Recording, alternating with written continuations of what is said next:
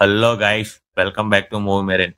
Devara release trailer అయితే వచ్చింది. అసలు ఈ టూ ట్రైలర్స్ కాన్సెప్ట్ ఎవరు ఇంట్రడ్యూస్ చేశారో తెలియదు, కానీ ఒక్క మూవీకి టూ ట్రైలర్స్ అవడం వల్ల ఫస్ట్ ట్రైలర్ కి సెకండ్ ట్రైలర్ కి కంపారిజన్ చేసి ఆ మూవీ పొటెన్షియల్ ని ఎలా తొక్కాలన్న దానికి ఎంత నెగిటివిటీ కావాలో అంత నెగిటివిటీ క్రియేట్ చేస్తున్నారు. ఒకప్పుడు మూవీకి ట్రైలర్ కి కంపారిజన్ చేసేవాళ్ళు, ఇప్పుడు ఫస్ట్ ట్రైలర్ కి సెకండ్ ట్రైలర్ కి కంపారిజన్ చేస్తున్నారు.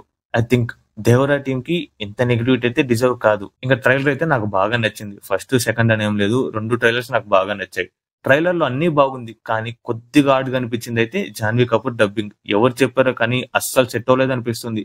అఫ్ కోర్స్ మనం ట్రైలర్ లో చూసి డిసైడ్ చేయలేం, ఎందుకంటే మూవీలో చూస్తూ చూస్తూ అలవాటు అయిపోవచ్చేమో. లైక్ సాంగ్స్, ఇప్పుడు దాకా రిలీజ్ అయిన సాంగ్స్ అన్నిటికీ అదే కథ అయింది. ట్రైలర్ లో కూడా మనకి హీరోయిన్ ని అంతగా చూపిలా, మూవీలో అంతా చూసుకుంటారని నాకు అనిపిస్తుంది. ఈ ట్రైలర్ లో కొన్ని కొత్త షాట్స్ కూడా చూపించారు, అవేంటో చూద్దాం.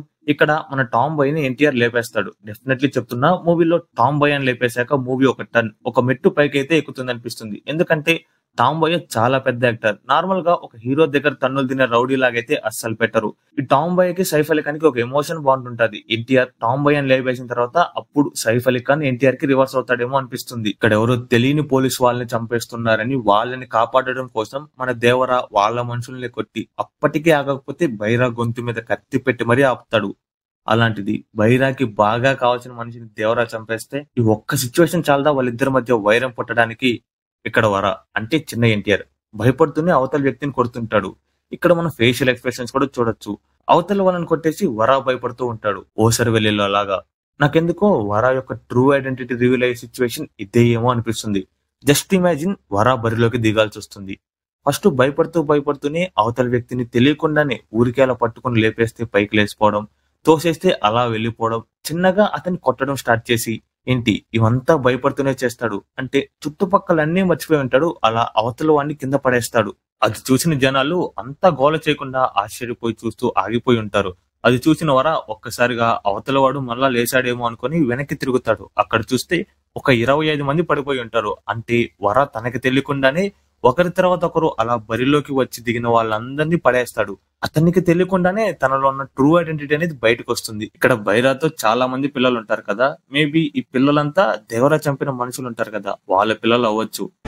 సముద్రం మీద ఒక దేవరున్నాడు చాలు, కొండ మీద ఇంకో దేవరుని తయారు చేస్తే అది మీకే మంచిది కాదు బైరా. ఇక్కడ ఈ డైలాగ్ విన్నాక నేను అన్ని ట్రైలర్స్ చూసి ఒక థియరీ అయితే క్రియేట్ చేశా.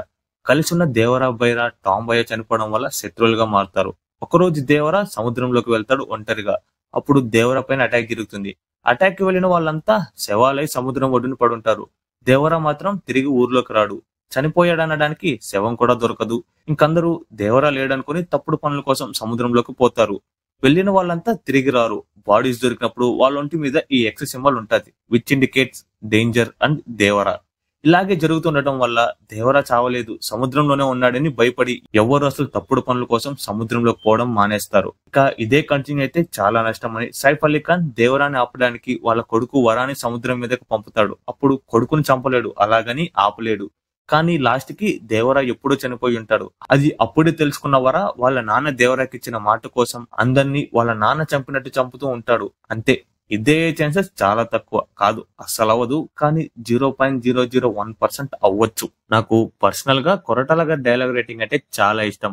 ఒక కొత్తదనం ఉంటది. ఇప్పుడు జనతా గ్యారేజ్ లో ఆ భయం వెనుక కూడా ఒక ధైర్యం ఉంది అన్నట్టు, దేవరాలో కూడా జనరల్ గా భయం పెరిగిన ప్రతిసారి ధైర్యం వస్తుంది అని ఉంటుంది. కానీ దేవరాలో ధైర్యం ఎక్కువైతే భయమై నేను వస్తా. అలా ఇలాంటివి కొరటాల గారు బాగా హ్యాండిల్ చేసి ఆడియన్స్ ని కన్విన్స్ చేస్తారు. నాకు ఈ షాట్ అయితే చాలా బాగా నచ్చింది. అసలు అంతమందిని లేపేసి వాళ్ళందరినీ ఒక బోట్ లో వేసి ఆ బోట్ ని ఎక్కడికి పోకుండా ఒడ్డుకు కట్టేయడం. ఇక్కడ మనకి క్లియర్ గా అర్థమవుతుంది దేవరాజ్ చెప్పాలనుకున్నది ఒక్కటే, తప్పని తెలిసినా చేస్తే 30 నేను వస్తా. అండ్ ఆ శవాలు కొన్ని సముద్రంలో నుంచి ఒడ్డుకు కొట్టుకుని వస్తుంటాయి. ఐ థింక్ మనకి చూపిస్తున్న దానికన్నా ప్రమాదమేమో ఈ దేవరా అనిపిస్తుంది. ఇక్కడ బాగా చూస్తే వీళ్ళని తాడులతో ఒకరినొకరు కట్టేసి ఆ తాడుల్ని రాళ్ళు కట్టేసి నీళ్ళలో పడేశారు. అండ్ అందరు ఇదంతా చేసింది దేవరా అనుకుంటున్నారు, కానీ కాదేమో నా ఫీలింగ్. అంటే ఇక్కడ చూడొచ్చు, ఈ డ్రెస్ కొద్దిగా అక్కడ షిప్ లో ఉండే ఆఫీసర్స్ లాగా ఉంది. దేవరా కూడా చేసే ఛాన్సెస్ ఉన్నాయనుకోండి, బట్ ఇది నా గెస్. ఇక్కడ దేవరా వాళ్ళ వైఫ్ ని చూపించారు, ఫస్ట్ ట్రైలర్ లోనే చూపించారు, కానీ నాకు ఎందుకో కాదేమో అనిపించింది. ఎందుకంటే స్టార్డమ్ ని దృష్టిలో పెట్టుకుని ఎవరైనా పెద్ద హీరోయిన్ ని అలా ఉంటారేమో అనుకున్నా, కానీ ఇక్కడ స్టార్డమ్ కి కాకుండా క్యారెక్టర్ కి ఇంపార్టెన్స్ ఇచ్చారు. అది చాలా బాగా నచ్చింది. ఎన్టీఆర్ గారు ఒక ఇంటర్వ్యూలో చెప్పారు, దేవరా అనే క్యారెక్టర్ అసలు వైలెంట్ కాదు, అతని బేసిక్ నేచర్ అది కాదు అని. తనని తాను వైలెంట్ గా ఉండమని ఫోర్స్ చేసుకుంటాడు. ఎందుకంటే అక్కడ జరిగే సిచ్యువేషన్స్ ని హ్యాండిల్ చేయడానికి, అక్కడ భయం క్రియేట్ చేయడానికి. ప్రతి మనిషికి భయం, ధైర్యం రెండూ ఉండాలి. రెండిట్లో ఏది పెరిగినా బతకడం కష్టం అనేది దేవరా సిద్ధాంతం. అసలు తన నేచర్ అది కాకపోతేనే ఇంత వైలెంట్ గా ఉంటే జస్ట్ ఇమాజిన్ తన ఒరిజినల్ నేచరే వైలెంట్, రూత్లెస్. ఇలా ఉంటే అప్పుడు ఇంకెంత వైలెంట్ గా ఉంటుందో. ఇంకా బ్యాక్గ్రౌండ్ స్కోర్ అంటారా, నాకేమో డ్యూటీ ఎక్కినందుకు కనిపిస్తున్నాడు. ఆయుధ పూజ ఒక బిట్ కి అంత వైబ్ వస్తుంటే ఇంకా ఆయుధ పూజ సాంగ్ లో థియేటర్ లో పోనకాలేమో అనిపిస్తుంది. ఇంకా ట్రైలర్ లో జాన్వీ కపూర్ ని ఇంకొంచెం సేపు చూపిస్తే బాగుండే కదా అనిపించింది. అండ్ డబ్బింగ్ కొద్దిగా సెట్ అవ్వాలా అంతే. ఇంకా ట్రైలర్ అంతా చాలా బాగుంది. నాకు ఎటువంటి నెగిటివ్స్ కనపడలా. నాకు మూవీ అంటే ఎంటర్టైన్ చేయాలి, ఎంగేజ్ చేయాలి, ఎక్సైట్మెంట్ రావాలి అంతే.